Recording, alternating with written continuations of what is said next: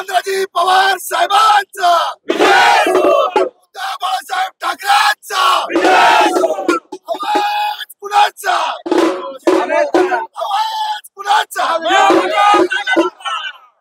आज शिरूर लोकसभा मतदारसंघातल्या हे जे उमेदवार आहेत त्यांची मतमोजणी या ठिकाणी कार्यक्रमाला चालू आहे। तुम्ही आंबेगावचे प्रतिनिधी म्हणून इथे आलात, कार्यकर्ते काय काय भावना तुम्ही काय सांगाल?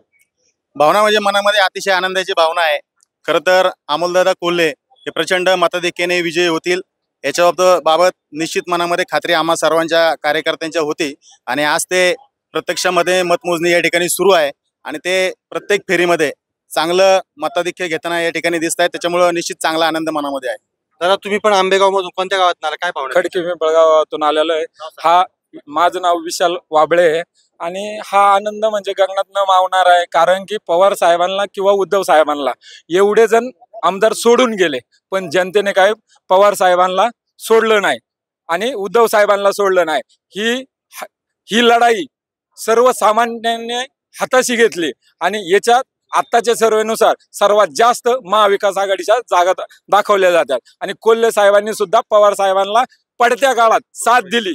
त्यामुळं पवार साहेब असो, उद्धव साहेब असो, काँग्रेस असो किंवा आम आदमी इतर पक्ष असो, यांनी सगळ्यात जास्त कमी सिस्टीम असून सुद्धा सगळ्यात जास्त काम करून दाखवलं आणि अमोल कोल्हे साहेबांना भरपूर लीड दिलं। त्याबद्दल सर्व मतदार बंधूंचं अभिनंदन, आभार मानतो मी। दादा तुम्ही पण आंबेगाव मधून कोणत्या गावात आहात, काय पद तुमचं नाव सांगा? मी आमोंडी गावामधून आलोय। मी शिवसैनिक आहे। मी खऱ्या अर्थानं सांगतो, आज सर्व शिरूरच्या मायबाप जनतेचा अगदी मनापासून मी आभार व्यक्त करतो।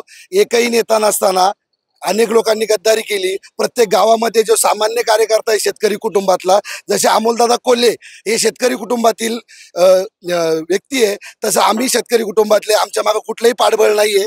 आम्ही सर्व सामान्य कार्यकर्त्यांनी मिळून डॉक्टर अमोलदादा कोल्हे यांच्या प्रचाराचा जोर मोठ्या उत्साहाने साजरा केला आणि अमोलदादा कोल्हे यांना प्रचंड अशा मतधिक्याचं या ठिकाणी आम्ही विजयाचं पारडं या ठिकाणी संपन्न केलंय।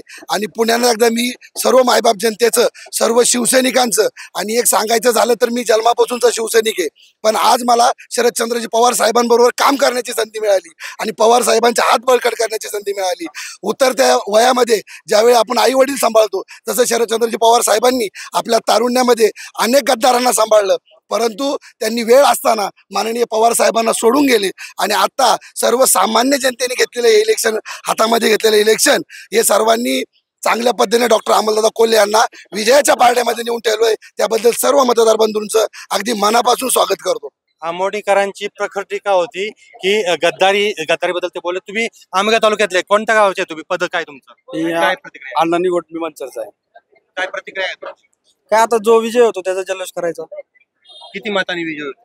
कमीत कमी 2 लाखाच्या पुढे विजय संपादन करू। डॉक्टर अमोल कोल्हे यांनी घेतलंय। या ठिकाणी सगळ्या आंबेगाव तालुक्यातल्या महिला भगिनी आहेत, पदाधिकारी आहेत। तुमचं नाव सांगा पद आणि काय मत आहे तुमचं? मी आंबेगाव तालुका महिला अध्यक्ष पूजा वळसे। तुम्ही बोलताय की 44,000चं लीड आहे, पण आम्ही तर सांगू का 99,000चं लीड आहे दादांना आता तरी, आणि विजय हा दादांचाच होता। आम्ही फक्त लीड मोजायला आलो इथे, आम्ही पूर्ण तयारी करून आलेलो आहे। तुमची प्रतिक्रिया काय आहे? मी खेड तालुका युवती अध्यक्ष। मी हेच सांगेल की पहिल्यापासून आम्ही एकच गोष्ट सांगत होतो, विजय हा होणार तर सर्वसामान्यांचाच होणार आणि अमोलदादांचाच होणार आणि विजय हा झालेलाच।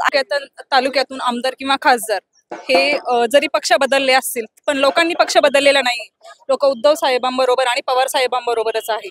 पवार साहेबांची आणि उद्धव साहेबांची सहानुभूती, त्याच्यामुळे दादांना हे सगळं लोकांनी लोकशाहीमध्ये दाखवून दिलंय की लोकशाहीमध्ये फक्त विजय हा सत्याचाच होतो आणि विजय हा सत्याचाच झालेला आहे। आमचे दादा एकनिष्ठ राहिले, पवार साहेबांबरोबर राहिले, तेव्हाच आम्ही दादांचा विजय घोषित केलं होतं।